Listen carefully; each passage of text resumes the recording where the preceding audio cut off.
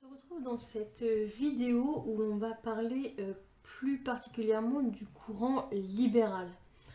Comme vous le voyez, donc, il y a deux grands courants de pensée dans le capitalisme, le courant libéral et le courant interventionniste. Donc, je vous ai mis à peu près les périodes. Dans le courant libéral, nous en avons donc trois courants de pensée.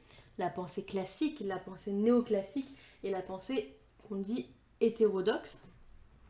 Ce courant libéral s'est développé majoritairement au niveau de ses fondements à partir de la première révolution industrielle. Voilà, donc il faut quand même avoir un petit peu ça en tête pour voir justement pourquoi cette pensée-là a émergé. On va voir ces courants de pensée au sein du courant libéral. Donc, tout d'abord, le courant de pensée de l'école classique. Donc, il faut savoir que ce sont vraiment les classiques, on dit les classiques, qui ont fondé la pensée libérale. C'est vraiment à partir de ces auteurs-là que le libéralisme est apparu. Ils ont posé donc les bases du libéralisme. Donc, qu'est-ce que c'est le libéralisme? C'est la doctrine du laisser faire, laisser passer. Donc, c'est une petite phrase, laisser faire, laisser passer, que l'on attribue au père des classiques, au père du libéralisme, qui est Adam Smith, que vous voyez là et dont on va reparler juste après. Les classiques et donc le libéralisme part du principe que l'individu est guidé par son propre intérêt et que son propre intérêt va coïncider avec l'intérêt collectif. On y reviendra aussi. Pour les libérales, l'intervention de l'État dans l'économie doit être quasiment inexistante. Le marché va s'autoréguler. On verra justement comment Adam Smith théorise ça. Il y a une interdépendance et une dynamique entre les phénomènes économiques et ils vont rechercher à établir des lois générales ou naturelles, les deux termes coexistent, qui sont censées expliquer l'économie, peu importe le lieu et le temps. Ils vont étudier tout le système économique en partant du salariat et de la monétarisation de l'économie. Et ils vont avoir un intérêt très fort pour tout ce qui est processus justement de production, tout ce qui est échange, formation des prix et de la richesse. C'est vraiment tout ça qui va porter les classiques, leurs recherches et leurs théories. Et bien sûr, ils ont une confiance absolue dans les effets de la libre concurrence, puisque encore une fois, pour eux, c'est le marché qui est au cœur de l'économie, qui ne doit pas être contrarié et qui va fonctionner sans intervention de l'État. Donc, commençons par justement le père de la pensée libérale, père de l'économie, enfin de l'école classique, qui est Adam Smith.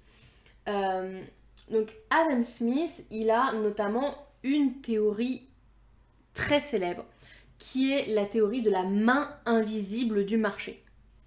En fait, c'est vraiment la base du libéralisme. Ça veut dire quoi? Ça veut dire que le marché, il va s'autoréguler.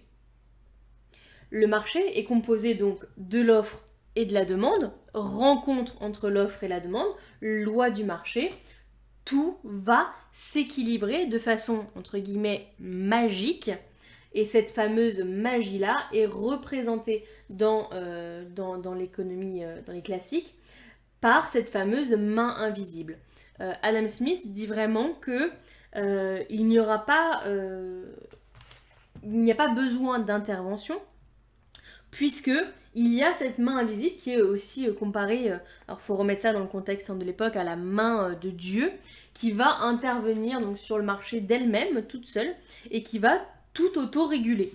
Le marché, s'il a un petit déséquilibre à un moment donné, il va automatiquement se réajuster, se remettre à l'équilibre dans cette fameuse loi de l'offre et de la demande. C'est-à-dire que par exemple, si les prix sont trop chers, automatiquement le marché va s'adapter, va baisser les prix et il va y avoir un nouveau rencontre et équilibre. Donc voilà, donc c'est vraiment ça le postulat de base de la théorie libérale. Et le deuxième postulat très très important, qui vient aussi d'Adam Smith, c'est l'idée de l'égoïsme. En fait, Adam Smith explique que les intérêts individuels, donc l'égoïsme individuel, l'égoïsme des individus, va porter et servir l'intérêt collectif.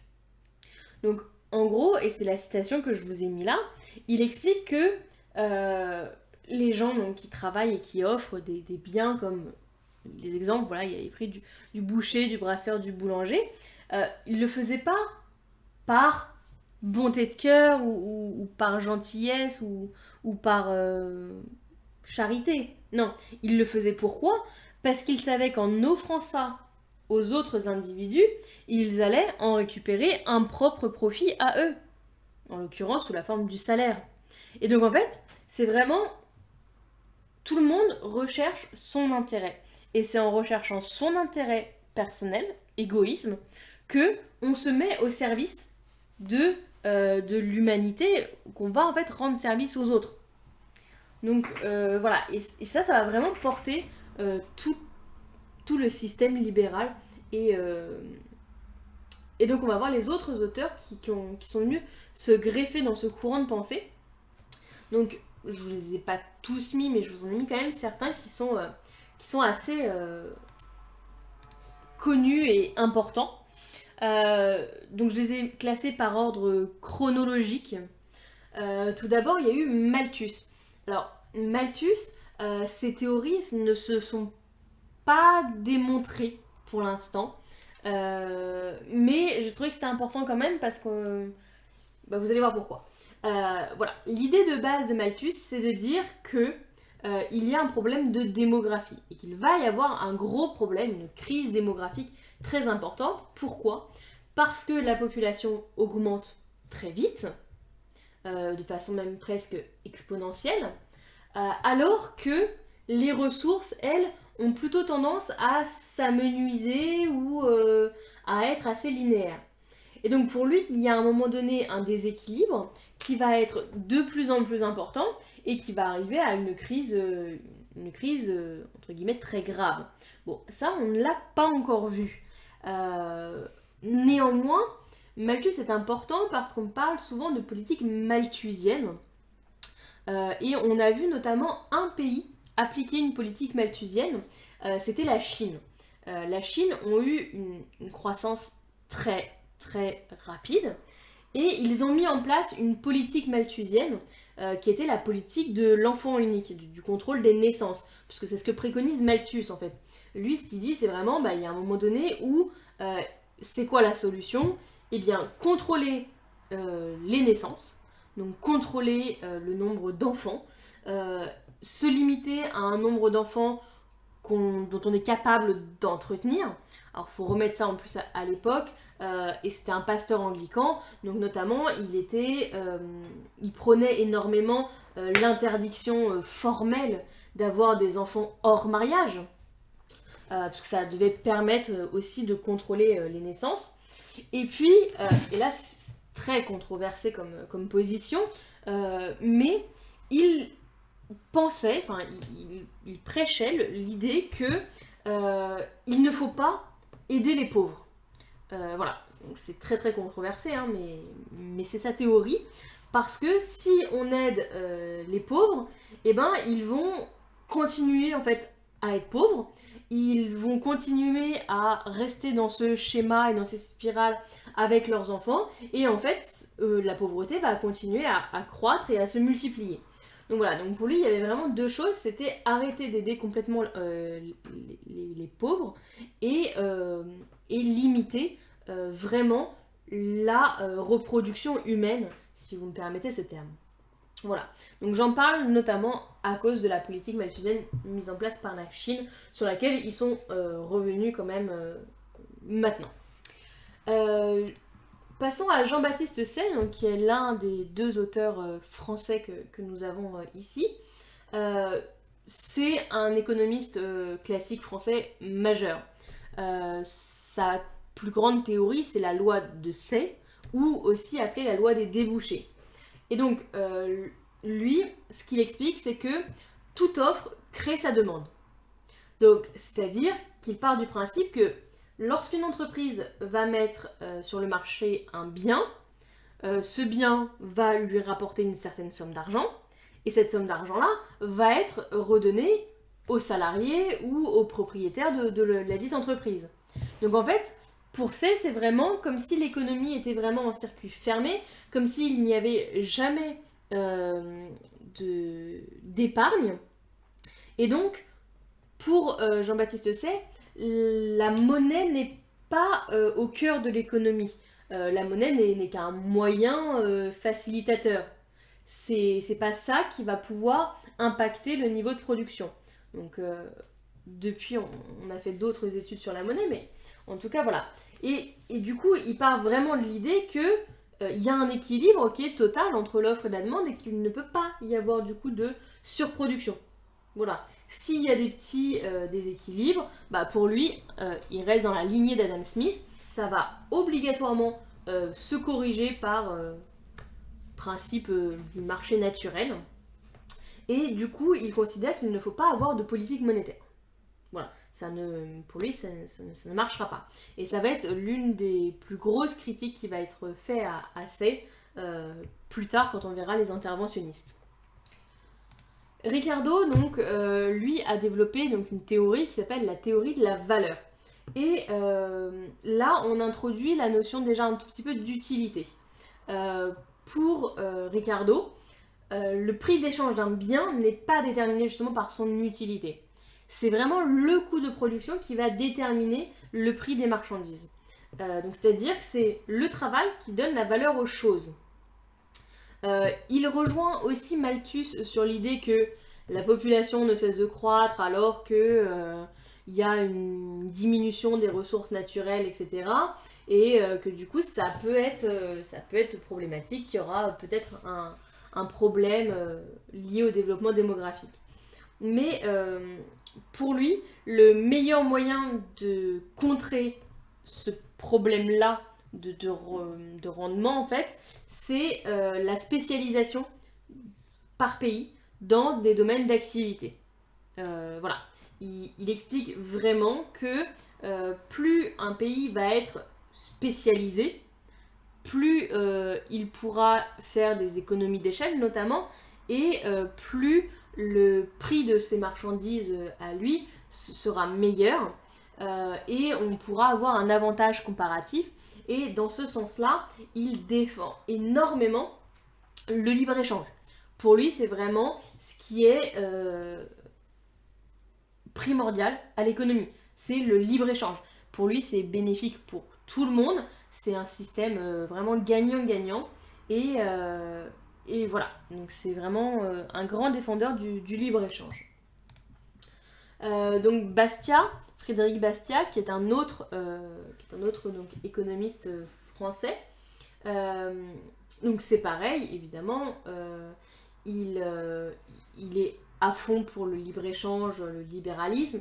Il est surtout extrêmement opposé au protectionnisme.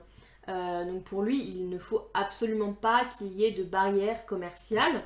Il faut enlever tout ce qui est frais de douane, de taxes, etc. De toute façon, pour lui, évidemment, l'État ne doit pas intervenir du tout. Et il estime que le profit de l'un et le profit de l'autre, donc c'est-à-dire que la richesse va bénéficier à tout le monde. Et que tout le monde deviendra riche en étant riche, entre guillemets. Donc, pour lui, c'est vraiment si une personne reçoit, il y a quelqu'un qui a donné, évidemment, donc il y a toujours ce système d'équilibre dans les échanges. Et toutes ces théories ont énormément inspiré notamment Margaret Thatcher, donc en Grande-Bretagne, dans les années 80-90, donc en Grande-Bretagne, et aussi le président Reagan aux États-Unis, donc fin des années 80. C'était des hommes et femmes politiques qui ont énormément œuvré en fait pour un désengagement de l'État dans leur économie. C'était vraiment voilà, un libéralisme approfondi. Néanmoins, Bastia, comme un bon français, il était quand même assez progressiste et il a énormément défendu le dialogue social et le droit syndical. Donc à ce niveau-là, il était quand même assez progressiste. Et puis, dernier économique classique qu'on va voir ici, c'est John Stuart Mill. Donc, il faut savoir que, évidemment, il est toujours dans le courant de pensée d'Adam Smith. Adam Smith reste l'idée de base. Et que ses parents, à John Stuart Mill, étaient amis avec David Ricardo. Voilà. Donc, il y a des ressemblances. Il y a des ressemblances. Et notamment, donc, Mill, ce qu'il va beaucoup étudier, sur quoi il va beaucoup écrire, c'est sur l'utilitarisme.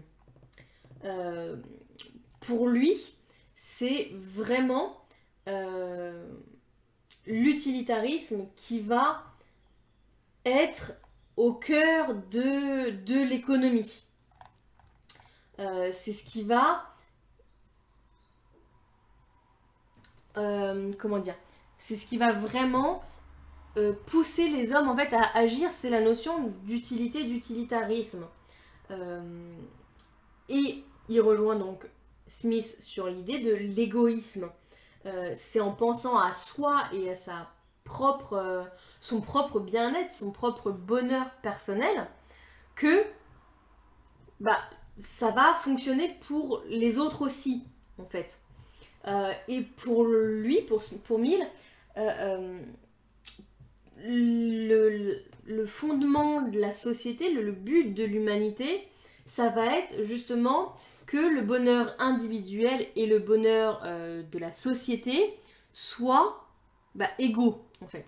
Il faut réduire absolument les écarts qu'il peut y avoir entre bonheur individuel et bonheur de société. Donc voilà, un petit peu pour les autres théories de l'école classique. Donc par la suite, on a continué à avancer et est apparue une école dite néoclassique. Donc c'est juste après.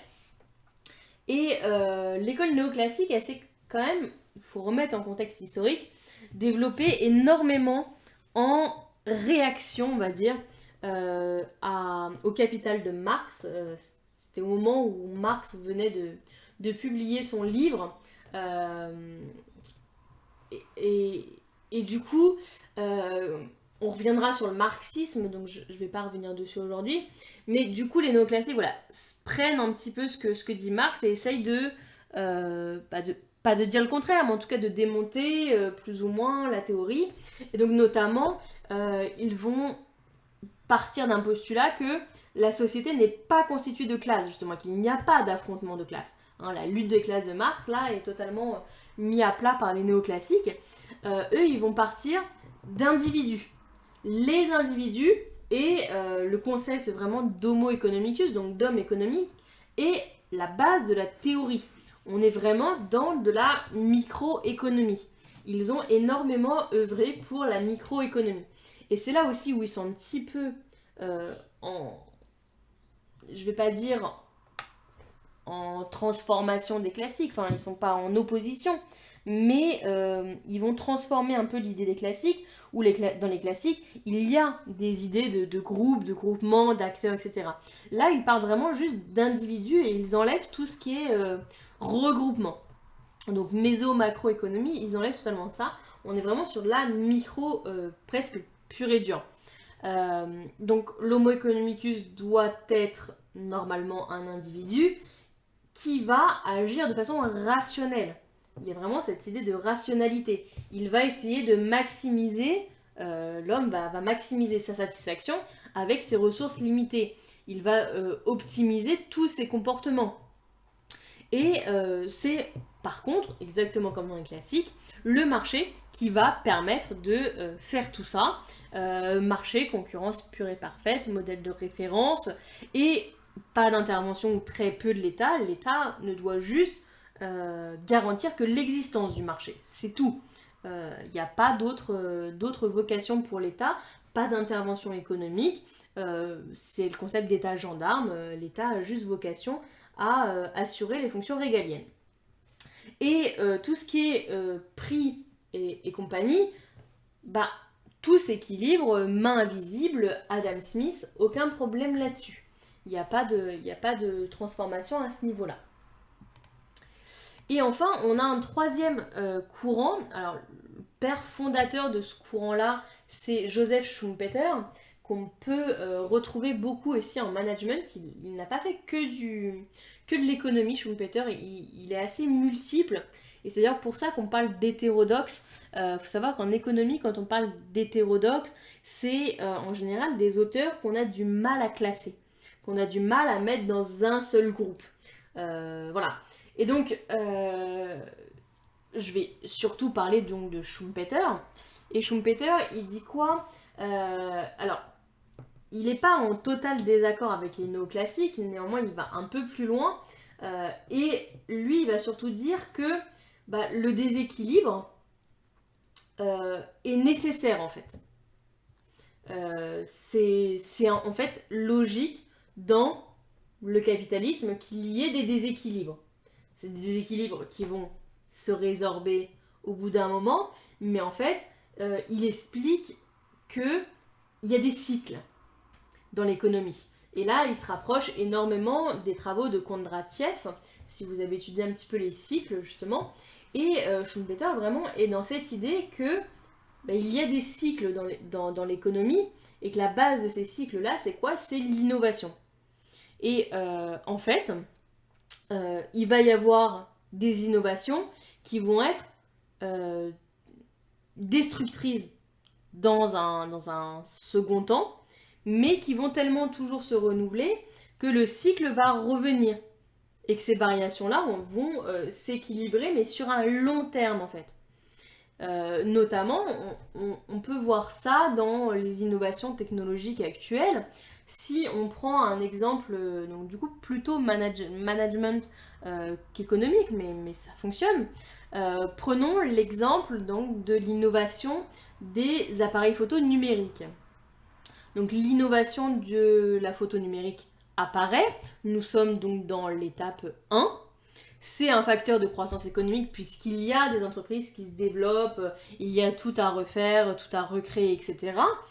Puis finalement, il va y avoir des destructions, des banalisations de la technologie. Par exemple, maintenant, on voit bien que la photo numérique, elle est complètement incluse, par exemple, dans nos téléphones portables, dans nos smartphones, et que du coup, il y a forcément une chute en fait des ventes d'appareils photo numériques actuellement sur le marché. Mais au final, nouvelle vague, ça a été justement les appareils photo numériques dans les téléphones. Et donc là, on relance la croissance, etc. Donc là, c'est un peu pour illustrer cette idée-là justement de cycle. Et la prochaine vidéo, on parlera justement du courant interventionniste. N'hésitez pas si vous avez des questions à me les poser, j'y répondrai évidemment.